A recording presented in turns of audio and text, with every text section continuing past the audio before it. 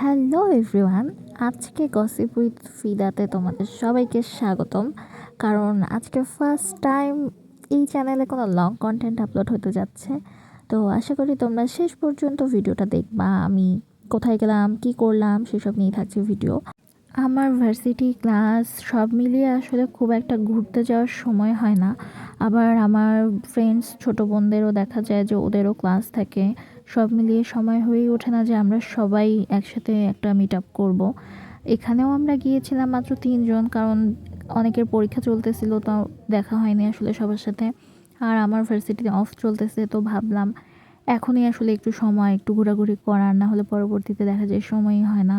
তো আমার বাসা থেকে এই জায়গাটার দূরত্ব খুব একটা বেশি না। এখানে মূলত আমরা গিয়েছিলাম পেঁয়াজি খেতে, কারণ আমরা শুনেছি এখানকার পেঁয়াজি অনেক বেশি মজা আর অল্প টাকায় পাওয়া যায়, সেই জন্যই আসলে ট্রাই করতে যাওয়া। তো যেহেতু শীতকাল, তার উপর এরকম একটু বিকাল হয়ে গেলে একটু অন্ধকার অন্ধকার হয়ে যায়, চারিদিকে কুয়াশা, একটা গ্রামীণ রাস্তা, কি দারুণ সুন্দর আপনি ভাবতে পারেন। আমার তো মনে হচ্ছিল যে আমি ভ্যান থেকে নামে হাঁটি, দৌড়াই, এরকম মনে হচ্ছিল। কিন্তু আসলে অনেকটা রাস্তা, তো ভ্যানেই যেতে হবে।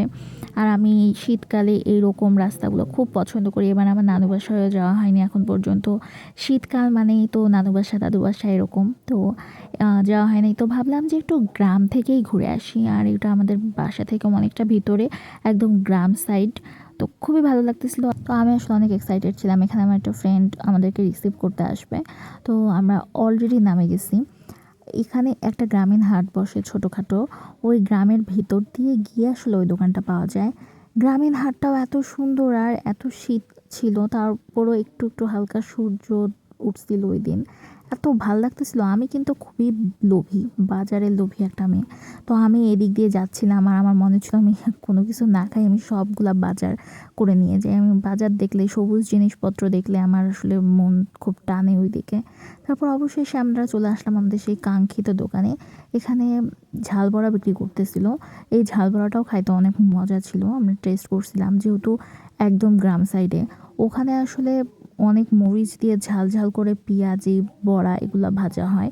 কারণ গ্রামের মানুষ ঝাল ঝাল না হলে আসলে ওদের টেস্ট লাগে না মেবি। তো এত ঝাল ছিল খাবারগুলোতে, কিন্তু প্রত্যেকটা খাবার অনেক বেশি মজা। আর যাওয়ার সময় আমি আমাদের গাছ থেকে এই ফুলটা ছিঁড়ে নিয়ে গেছিলাম, যেটা তোমরা শুরুতেও দেখছো। এই ধরনের জায়গাগুলোতে গেলে আসলে হিসাব থাকে না, এত আনলিমিটেড খাওয়া দাওয়া হয়ে যায়। তো আমরা আসলে অনেকগুলা খাই ফেলছিলাম ঝাল বড়া। তারপর আমরা এখানে পেঁয়াজি নিছি। আমরা এরকম ছবি ভিডিও করতে করতে পেঁয়াজিও যে আসলে এতগুলা খাই ফেলছি। আর পেঁয়াজি জিনিসটা আমার খুবই খুবই খুবই পছন্দের। পেঁয়াজি আসলে গরম থাকা লাগে না, ঠান্ডাও থাকা লাগে না। পেঁয়াজি 2 দিন বাসি পেঁয়াজি আমাকে খাইতে দিলেও আমি খাইতে পারবো। আমার পেঁয়াজির প্রতি এত বেশি লোভ, আমি কোথাও গেলে মানে পেঁয়াজি চা দিয়ে খাইতে এত ভালো লাগে আমার। কম্বিনেশনটা দারুণ। তোমরা যদি ট্রাই না করে থাকো, তোমরা ট্রাই করতে পারো। তারপর এটা আমাদের খাওয়ার কথা ছিল না, তারপরেও আসলে আমি অনেক বেশি ফুডি, তোমরা আমার চ্যানেল ভিজিট করলেই বুঝতে পারবা। তো লোভে পড়ে আমি নিয়ে নিলাম। আর তোমরা আমার চ্যানেলে অবশ্যই সাবস্ক্রাইব করো। কী ধরনের ভিডিও পছন্দ করো সেটা আমাকে জানাইও। দেখো টোপলা বানতে বাসার জন্য নিছি। আর গাইস, তোমরা আমার চ্যানেলটাকে সাবস্ক্রাইব করে দিও। তোমরা সাবস্ক্রাইব করো না কেন? হ্যাঁ, সাবস্ক্রাইব করতে কি টাকা লাগে? এতটা কঠোর মনের হওয়া উচিত না আসলে।